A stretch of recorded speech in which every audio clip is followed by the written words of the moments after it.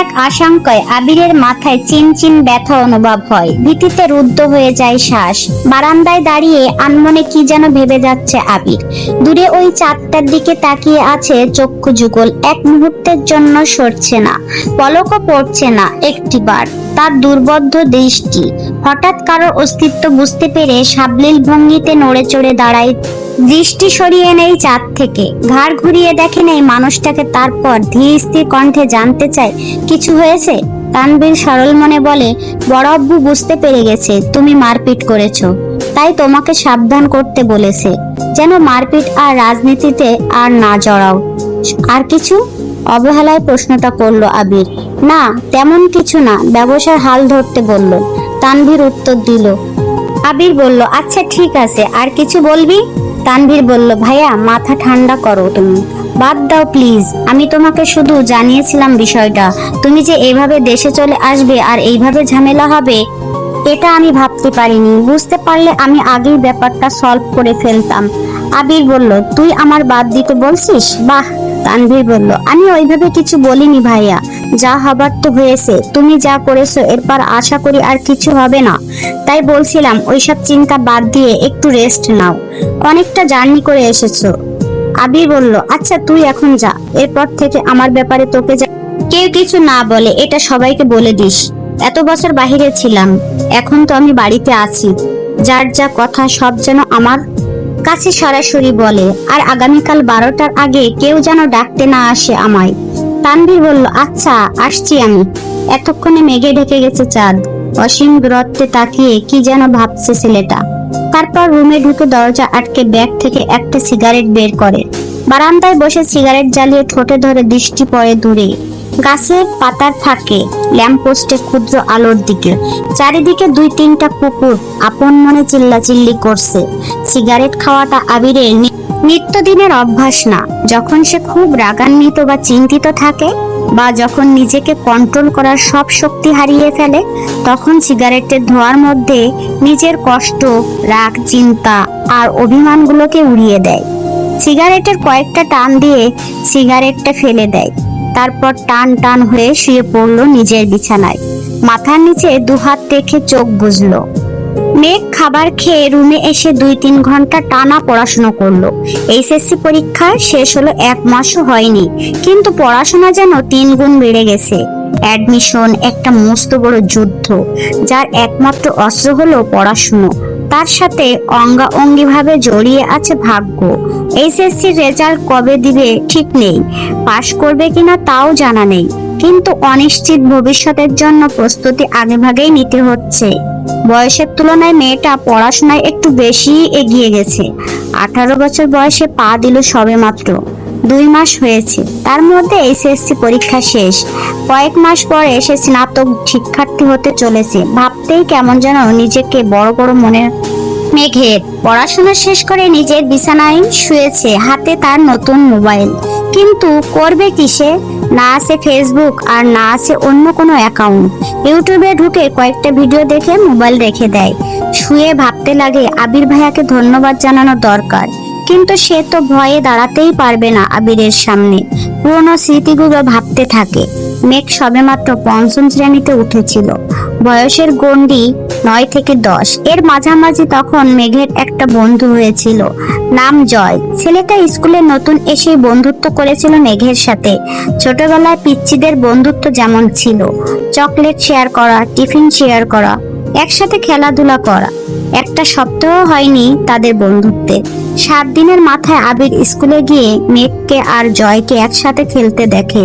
স্কুলে সবার মাঝখানে মেঘের গালে কয়েকটা থাপ্পড় বসিয়ে দিয়েছিল, আর রাগান্বিত স্বরে বলেছিল, তোকে যদি আর কোনোদিন কোনো ছেলের সাথে কথা বলতে বা খেলতে দেখি, তাহলে তোর খবর আছে। তারপর বোনকে টানতে টানতে বাড়িতে নিয়ে আসে। একটা বার বোনের দিকে তাকিয়েও দেখেনি। দুগালে আবিরের 5 আঙুলের দাগ বসে গেছিল। সেই যে থাপ্পড় দিয়েছিল, মেঘ 1 সপ্তাহ জ্বরে পড়েছিল। মেঘ ছোটবেলা থেকে খুব অভিমানী ছিল। ছোট্ট মেয়েটা এই থাপ্পড়ের ভয়ে আর আতঙ্কে আর কখনো আবিরের দিকে চোখ তুলে তাকায়নি। কথা বলা তো দূরের বিষয়, আবির বাসায় থাকাকালীন রুম থেকে বেরই হয়নি মেঘ বালিকা। আবিরও কখনো খোঁজ নেয়নি মেয়েটার। ছোট্ট মেঘের মনে তখনই জন্ম নেয় আবির ভাইয়ের প্রতি অভিমান, সীমাহীন অভিযোগ, কষ্ট আর বিতৃষ্ণা। 2 বছর পর দেশ ছাড়ে আবির। এই সময়ের মাঝে মেঘ আবিরের সাথে এক টেবিলে খেতেও বসতো না। আবিরকে দেখলেই যেন ছুটে পালাতো মেঘ। আবির বিদেশ চলে যাওয়ার পর মেঘ আবিরের ভয় থেকে নিজেকে সাবলীল করে আপন মনে রাজত্ব করতে থাকে খানবাড়িতে। আবিরের পাশের রুমটা তার দখলে চলে আসে। আবির থাকলে হয়তো কখনোই সে এই রুমে আসতো না। বিদেশ যাওয়ার পর আবির সবার সাথে ভিডিও কলে কথা বলেছে, কিন্তু কথা হয়নি মেঘের সাথে। 2-1 বার মেঘের কথা জিজ্ঞেস করেছিল ঠিকই, কিন্তু মেঘ আতঙ্কে কথা বলতে চায়নি। এরপর থেকে আবিরও কখনো মেঘের কথা জিজ্ঞেস করেন। এত বছর পর ভাই বাড়ি এসেছেন, এখনো দেখা হয়নি তার সাথে। এরই মধ্যে মারপিট করে ফেলেছেন। ছোটবেলার অনুভূতি প্রকাশ না করতে পারলেও আজ আবিরের কর্মকাণ্ডের কথা শুনে মেঘের মনে একটা নামই ঘুরপাক খাচ্ছে, সেটা হলো হিটলার। হিটলারের সাথে আবিরের কতটা মিল বা বেমিল তা বিবেচনা করার বিন্দু পরিমাণ ইচ্ছে নেই তার। মাথায় একটা চিন্তাই ঘুরছে, ধন্যবাদ জানানো উচিত, কিন্তু সে কি আদৌ কথা বলতে পারবে হিটলারের সাথে? এসব ভাবতে ভাবতে ঘুমিয়ে পড়লো সে। ভোরবেলা থেকেই বাড়িতে রান্নার ধুম পড়ে যায়। 3 ভাই সকাল সকাল খেয়ে অফিসে চলে যায়। মিম আর আদিও স্কুলে চলে যায়। মেঘ ঘুম থেকে ওঠে 8টায়। রাত জাগার কারণে সকালে উঠতে পারে না সে। মাঝে মাঝে গোসল করে খেয়ে বের হয়, মাঝে মাঝে এমনিতেই চলে যায়। 10 থেকে 2টা পর্যন্ত বাইরে কোচিং, তারপর টিউশন শেষ করে বাড়ি ফিরে। ফ্রেশ হয়ে খেয়ে একটু ঘুমায়, বিকালে একটু হই হুল্লোড় করে, তারপর পড়াশোনা করে। এই তার বর্তমান জীবন। আজও তার ব্যতিক্রম হলো না। খেয়ে কোচিং এর উদ্দেশ্যে বেরিয়ে পড়েছে। বাসার গাড়ি তাকে দিয়ে আসে, আবার কল দিলে নিয়ে গিয়ে আসে। ঠিকঠাক 12টার ঘর থেকে বের হয়। আবির ধীর গতিতে নিচে আসে। চিন্তিত মুখ দেখে মা মালিহা খান ভীত স্বরে ছেলেকে জিজ্ঞেস করেন, কিছু হয়েছে তোর বাবা? আবির মুখের ভারী ভাব বজায় রেখে উত্তর দিলেন, কিছু হয়নি, খেতে দাও। ছোটবেলার চঞ্চলতার ছিটে ফোটাও নেই ছেলেটার মধ্যে। এটা ভেবেই বারবার হতাশ হচ্ছেন মালিহা খান। হঠাৎ চোখ পড়ে ছেলের হাতে ব্যান্ডেজের দিকে। হাতটাও ফুলে গেছে অনেকটা। আবির খাবার খাচ্ছে আর তার মা শান্ত স্বরে ছেলেকে বোঝাচ্ছেন, এটা করো না, সেটা করো না। মনে হচ্ছে 5 বছরের শিশু, সে আগুন পানি চেনে না। যদিও বাবা মায়ের কাছে সন্তানরা সারা জীবন শিশুই থাকে। খাওয়া শেষে মায়ের থেকে বিদায় নিয়ে বেরিয়ে যায় আবির। মেঘ বাড়ি ফিরেছে 1 ঘন্টা হবে। শাওয়ার নিয়ে নিচে এসেছে খেতে। খাওয়া শেষ। তানভীর রুম থেকে ছুটে এসে জিজ্ঞেস করে, বড় আম্মু ভাইয়া কোথায়?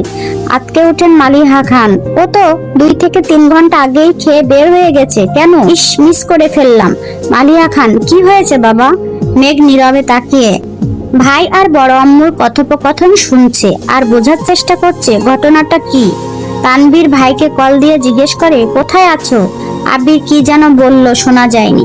তানভীরের চোখে মুখে উত্তেজনা স্পষ্ট। বড় আম্মু, বড় আম্মু, কাকিমণি বাহিরে চলো। কেউ প্রশ্ন করার আগেই তানভীর ছুটে গেল বাহিরে। তার পিছন পিছন মিম, আদি, মা, কাকিমা সবাই দরজা পর্যন্ত গেল।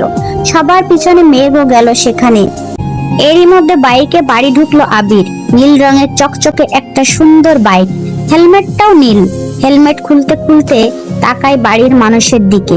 মেঘ অপলক দৃষ্টিতে তাকিয়ে আছে। সেই কবে দেখেছিল আবিরকে। সেই আবিরের সাথে এই আবিরের চেহারার কোনো মিল নেই। হেলমেট খোলাতে চুলগুলো এলোমেলো হয়ে গেছে আবিরের। চোখে সানগ্লাস, নেভি ব্লু রঙের শার্ট, কালো প্যান্টের সাথে ইন করে পড়েছে। হাতে কালো ফিতার একটা ঘড়ি, পায়ে শো জুতা। আপাদমস্তক দেখলো আবিরের। হৃৎপিণ্ডের চার প্রকষ্ট চটপট করতে লাগলো মেঘের। আবিরের দিকে বিভোর দৃষ্টিতে তাকিয়ে আছে সে। আবির বাড়ির সকলের উদ্দেশ্যে বলল, বাইকটা কিনেছি, কেমন হয়েছে? আবিরের কণ্ঠ মেঘের মনের গহীনে ধাক্কা খায়। এতে হুঁশ ফেরে তার। দাঁড়িয়ে থাকতে পারছে না সে। এক দৌড়ে নিজের রুমে ঢুকে দরজা আটকে শুয়ে পড়ে মেঘ। মিম আর আদি হই হুল্লোড় করছে। আবির ভাইয়ার কাছে আবদার করছে ওদের বাইকে নিয়ে ঘোরার জন্য। মালিহা খান ছেলের পানে তাকিয়ে প্রশ্ন করলেন, বাসায় 2-3টা গাড়ি থাকার পরও বাইক কেন কিনলে? আমার গাড়িতে চলাচল ভালো লাগে না, অবলীলায় উত্তর দিল আবির। পিচ্চিরা খুশি হলেও খুশি হতে পারেননি মালিহা খান, হালিমা খান আর আকলিমা খান, কারণ এই বাড়িতে বাইক ব্যবহার নিষেধ করেছিলেন এবং স্বয়ং আলী আহমেদ খান নিজেই। তিনি কোনো এক বয়সে বাইকে অ্যাক্সিডেন্ট করেছিলেন, সেই থেকে বাইক কেনা বা বাইক চলাচল নিষিদ্ধ করেছেন। ইকবাল খানের খুব ইচ্ছে ছিল বাইক কেনার, কিন্তু বড় ভাইয়ের নিষেধ অমান্য করার সাধ্য নেই তার, তাই কিনতে পারেনি। তানভীর খুব করে চাইছিল বাইক কিনতে, রাজনীতির সুবাদে অনেক জায়গায় চলাচল করতে হয়, বাইক থাকলে সুবিধা হয়। বাবা মোজাম্মেল খানকে বলেও ছিল সে, কিন্তু বাবার এক কথা, তোর বড় আব্বু বাইক পছন্দ করে না, তোর দরকার পড়লে তুই একটা গাড়ি সবসময় ব্যবহার করিস, তারপরও বাইক কেনার নাম মুখে নিস না। আবির বাড়ি ফিরছে 24 ঘন্টা হবে হয়তো, এর মধ্যেই বাইক কিনে ফেলছে। এর পরিণাম কি হবে তা ভেবেই ভয়ে আটকে যাচ্ছে বাড়ির 3 বউ। অষ্টাদশী হৃদয় কাঁপছে, কেমন জানি অস্থির লাগছে সবকিছু। পরিচ্ছন্ন নয়নে তাকিয়ে আছে রুমের জানালার দিকে, দৃষ্টি তার অসীম দূরত্বে। কি জানে কি ভাবলো কতক্ষণ, হঠাৎ ঝলমলিয়ে উঠল মেঘ, সঙ্গে সঙ্গে চোয়াল শক্ত করে নিজেকে নিজে প্রশ্ন করলো, বাই এনি চান্স আমি কি হিটলারের উপর ক্রাশ খেয়েছি? চলবে। গল্পটি ভালো লাগলে অবশ্যই সাবস্ক্রাইব করে আমাদের সাথেই থাকবেন।